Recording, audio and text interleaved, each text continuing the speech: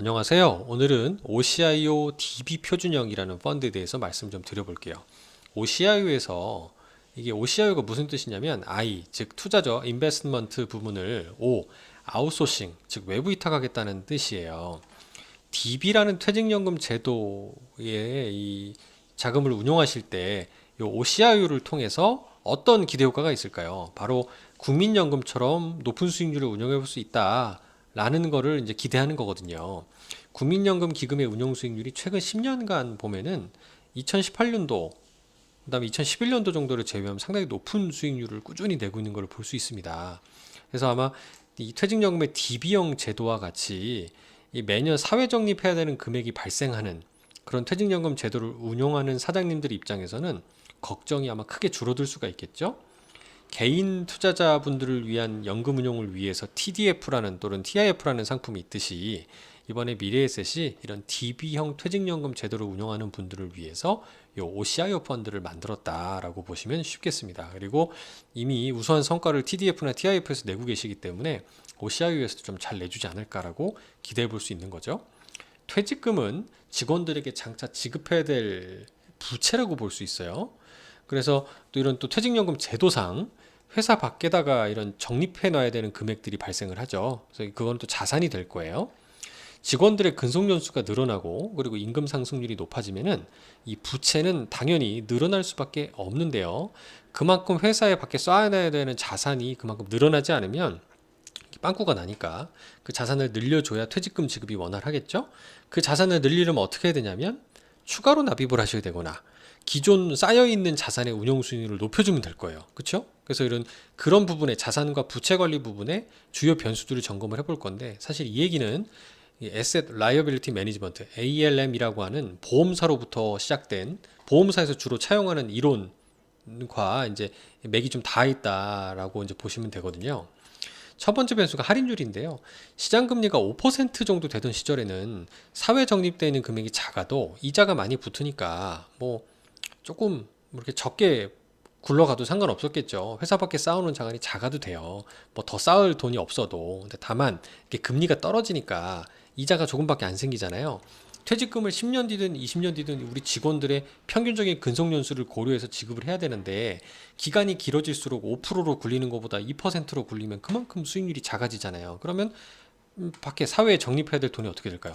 그만큼 늘어나지 않습니까? 즉 퇴직금, 즉 기업 입장에 부채가 증가한다는 거예요. 두 번째 임금 상승률도 있죠. 금리도 낮은데 이 임금 상승이 4% 초과하는 기업의 비중이 그래서 그 임금 상승과 원리금 보장 상품의 금리 차이가 2% 이상 괴리를 보이는 비중이 60% 된다는 거예요. 이게 충격적이지 않습니까? 그러면 이제 기업 입장에서 부담할 부채가 더 늘어나게 되는 효과가 생기는 거죠. 만약에 사회 적립되어 있는 이미 자산을 장기 채권으로 운영하고 계신데 금리가 하락을 해요. 그러면은 금리가 하락하면 채권 가격이 상승하니까 장기 채권의 가격이 많이 올라가잖아요. 그러면 사장님들이 아주 기뻐하실 거예요. 근데 실제로는 어떻게 운영하고 있습니까? 정기예금이나 보험사 이율보증형 GIC라고 하는 거, 증권사의 ELB나 DLB 등 확정 금리로 금리의 변동과 상관없이 그냥 확정된 금리로 운영하시다 보니까 이렇게 자산과 부채 간의 연계가 안 되어 있는 상황이라는 게 현 상황입니다.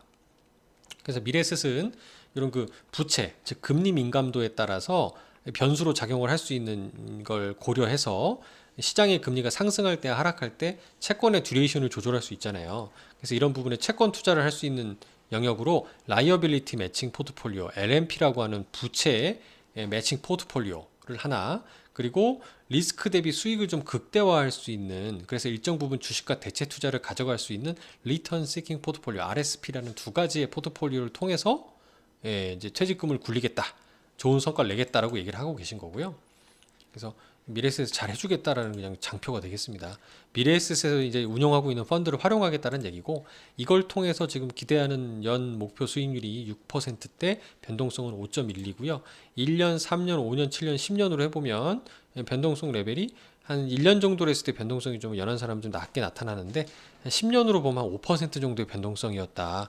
그리고 각자의 어떤 그 글로벌 금융위기라든가 이런 각종 시장의 스트레스 테스트라고 그러잖아요. 충격이 왔을 때 우리 코로나 사태 때 같은 경우는 단기간 6% 이상 빠졌지만 3개월 만에 원금 회복한 적이 있었고, 3년 이상 투자하시면은 연 3.5%의 목표를 달성할 확률이 97.6%였다는 거고요. 1년 투자하더라도 최저 수익률이 연한 사람은 한 1.3% 정도 되니까 버티면 회복할 수 있었다라는 게 이제 과거 통계로 볼 수 있었다는 거예요. 물론 과거 데이터를 가지고 본 거예요. 그리고 미래에셋 차별화는 TDF나 TIF처럼 이런 부동산 인프라에 대한 대체 투자 비중을 가지고 할 것 같아요. 실제 주요 국가별 연기금의 그 대체 투자 비중이 이 보시는 바와 같이 적지 않습니다. 우리나라 국민연금도 대체 투자 비중을 가져가고 있다고 들어보셨을 거예요. 그래서 이런 부분들을 활용해서 운용하겠다라는 게 미래에셋의 아마 이런 OCIO DB 펀드의 포인트가 아닌가 싶고요. 운용하는 상황을 보면 최근 이 펀드가 출시된 지는 얼마 안 됐습니다. 하지만 한 3개월 정도 지금 뭐 중국이라든가 이 증시의 변동성, 우리나라도 그렇고 커졌던 국면을 감안해 보면 뭐 나쁘지 않은 자산 배분을 통한 어떤 그 변동성 완화 효과도 누리고 있다라고 판단이 됩니다.